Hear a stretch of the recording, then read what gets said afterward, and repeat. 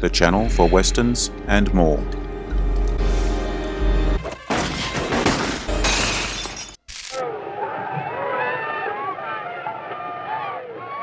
¿Listos?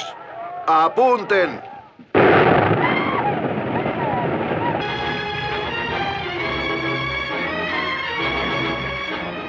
You swim? No!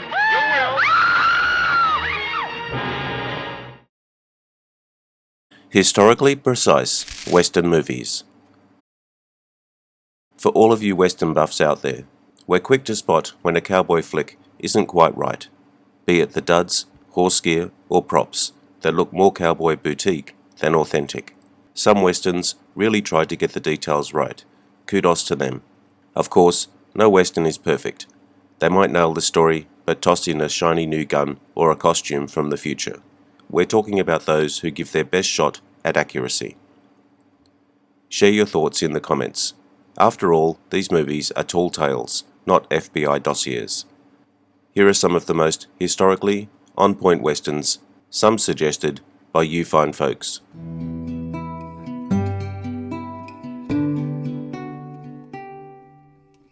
If you enjoy this video, hit notification to get my new videos. Check out my channel and Facebook page. The links are in the description below. Comment, like, share and subscribe. Let's get into it in no particular order.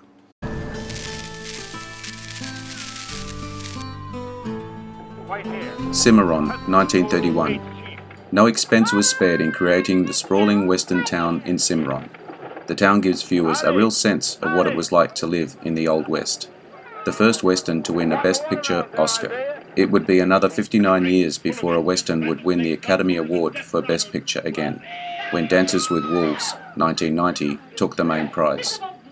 Yancey Cravat, the character played by Richard Dix, was based on real-life lawyer and gunfighter Temple Houston, the son of Sam Houston, who Dix played in Man of Conquest, 1939, and upon whom the 1960s Western TV series Temple Houston, 1963, was based.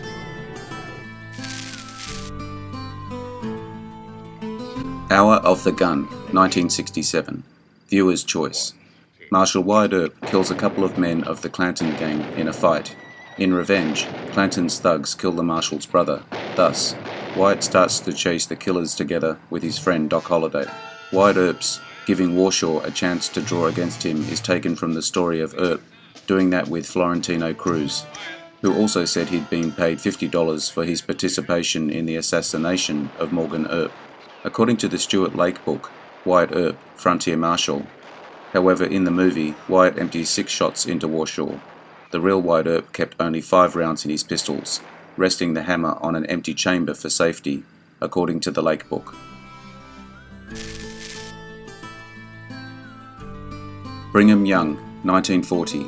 This western had the advantage of being filmed in 1940, when it was still possible to easily access authentic props, clothes, and wagons.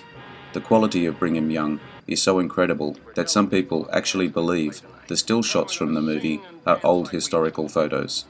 According to a Movietone newsreel, the Salt Lake premiere of Brigham Young, a month before the New York premiere, was the largest premiere in film history. 215,000 people crowded the streets of Salt Lake City to view a massive parade, complete with floats and racing cars, with the stars riding in them. 20th Century Fox's studio head, Darryl F. Zanuck, also the producer of the film, had a part in planning the parade.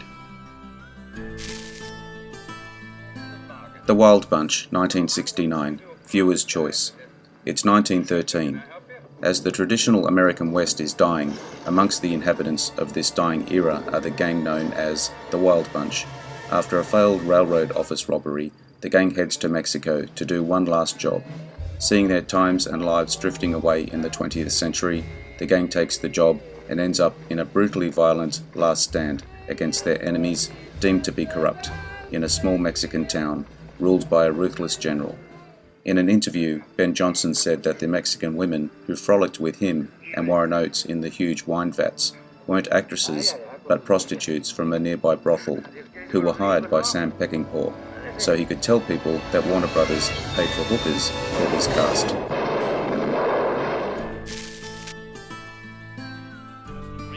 The Covered Wagon, 1923.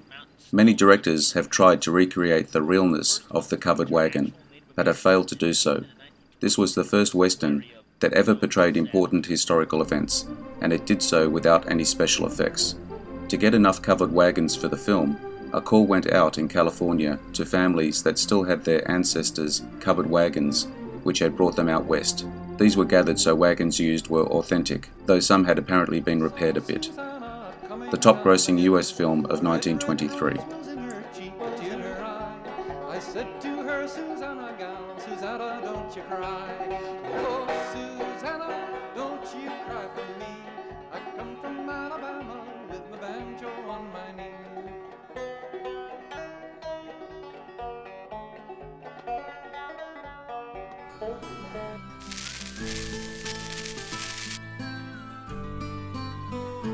Unforgiven, 1992, Viewer's Choice.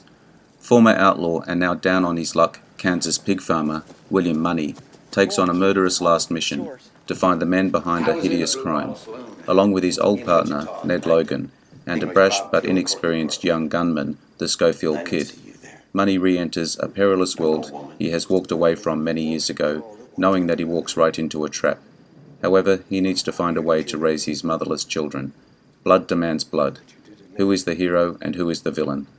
The final screen credit reads, dedicated to Sergio and Don, referring to Clint Eastwood's mentors, Sergio Leone and Don Siegel. This is the third Western to win the Best Picture Oscar. The other two are Dances with Wolves and Cimarron.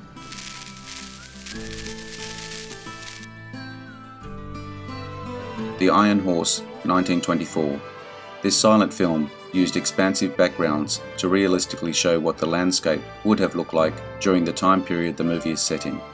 The kitchen staff for the film was made up largely of Chinese cooks. Some of them had been workers on the Transcontinental Railroad in 1869, the same construction project that forms the basis of this film.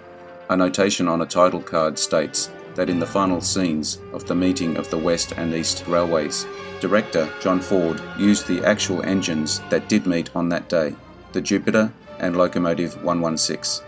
This claim was, in fact, not true. Not only was one of the locomotives actually number 119, not 116, but both engines had actually been scrapped by the time of the film, Jupiter in 1909 and number 119 in 1903.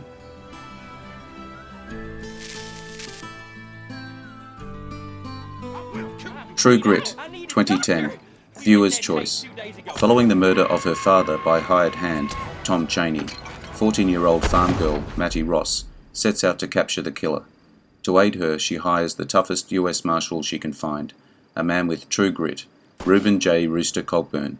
Mattie insists on accompanying Cogburn, whose drinking, sloth, and general reprobate character do not augment her faith in him. Against his wishes, she joins him on his trek into the Indian Nation to search for Chaney. Jeff Bridges said that the first piece of direction the Coens gave him was to forget about the John Wayne version. Their movie would be a return to the 1968 source material by the original author, Charles Portis.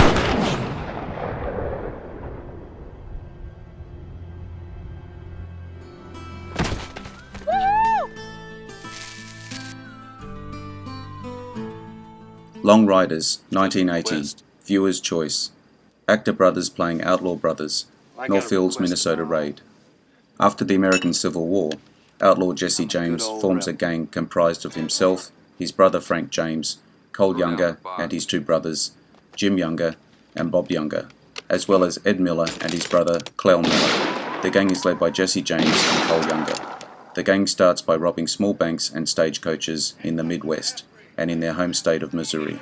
Later, the gang targets bigger prizes, such as larger banks and trains. Edward Bunker, who plays Chadwell in the Northfield bank robbery, was actually, among many other things, a convicted bank robber. Originally, Jeff Bridges and Bo Bridges were going to play the Ford brothers, but they could not fit it into their schedules.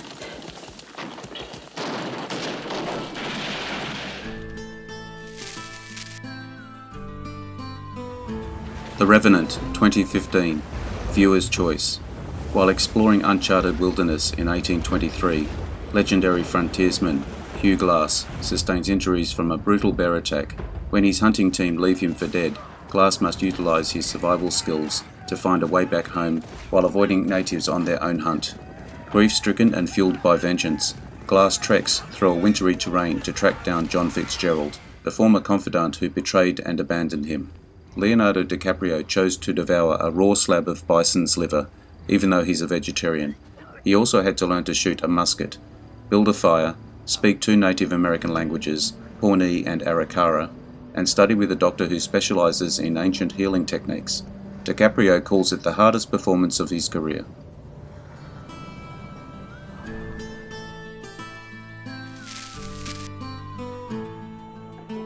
I hope you enjoyed the video. Let me know what you think in the comments. I appreciate your likes and subscribers. Hit the notification button to get my new videos. Take a look at my channel and check my Facebook page. The links are in the description. I am Wrangler. Bye for now. See you again soon. The channel for westerns and more.